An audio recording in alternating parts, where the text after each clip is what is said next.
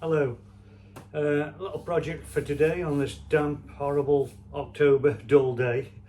I bought an automatic chicken coop door. I'm going to give this a go to save us getting up at the crack of dawn, let the little girls out. I've heard good and bad things about these. The really bad things I have heard that there's been fatalities of chickens trapped in these doors. But I've also spoke to people that swear by them and say they're all right. So I bought this one off eBay. It was £30 with the tax. It does have an anti-nip feature or an anti-pinch feature, which I've actually turned off because the door was stopping part way through its cycle.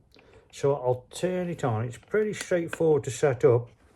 If you can see that display there, you just keep pressing that. You can set your time. You can set when it opens, when it closes. Then there's a motor time function. I think that's for how long the motor's running to open and close it. I've just upped that by 1 actually, because it wasn't quite closing all the way. And you can see there an anti-pinch feature. And you can also set the current for the anti-pinch feature. But it seems a bit finicky. I'm not overly confident about it. I don't want the door being jammed open part way through its cycle. So I'm going to give this a go. I set it to open at 7 in the morning, close 7 at night, which the chickens come out after 7 in the morning now, and they go bed at about 6:30 at night. So that should be okay. So I'll give you a quick demonstration of the door working.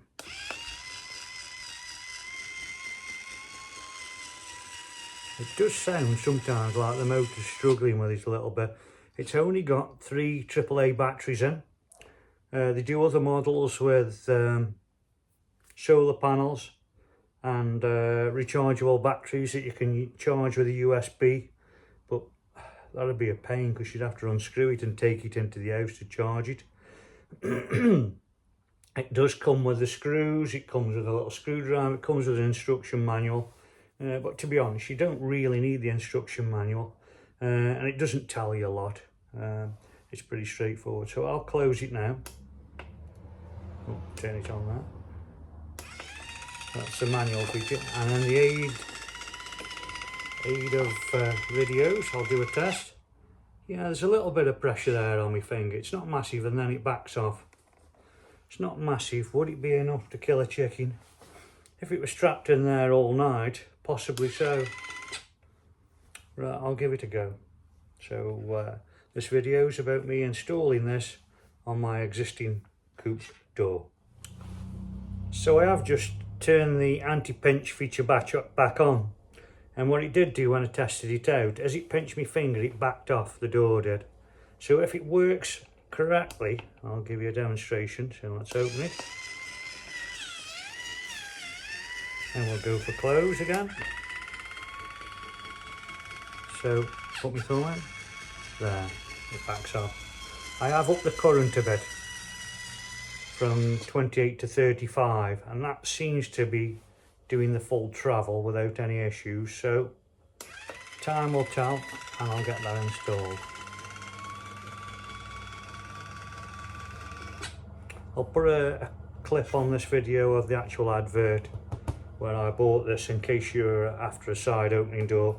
I've had to go for side opening because I haven't got the headroom in my coop for one that goes straight up and down. But to be fair, I think, no, I was going to say you could mount this one like that, but it isn't very tall. No, this is a side opening, but they do them where you can have them vertically opening up and down as well. And the prices range from about £20 to about £100. I don't know what the difference in the £100 one is. This one, as I said earlier, was £29 something, nearly £30.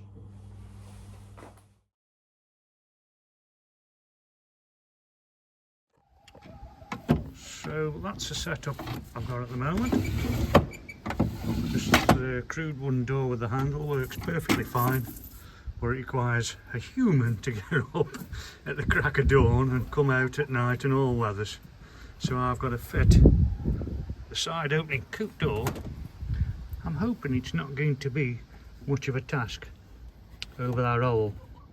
Looks like it's a little bit smaller than the existing hole, so I might have to put a little piece of timber at the top and we'll space it out. I'll have a look at it.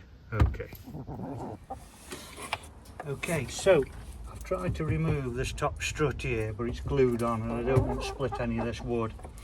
So I think the best thing I can do, I've made 2 spaces. I'm going to fasten them on there and there. That should allow for the door on the automatic door to pass over the manual door without binding, and I should still be able quite easily remove that door and go back to this if I need to. So I just need to drill some holes in these and screw them to there.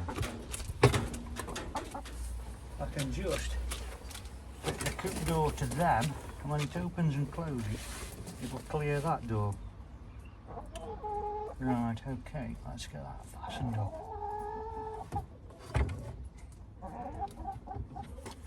Right, that was more difficult than I thought. It's quite a tight little space to work in, so we've got the spaces behind the door. Managed to get the 6 screws in. I'll give it a go on the manual function.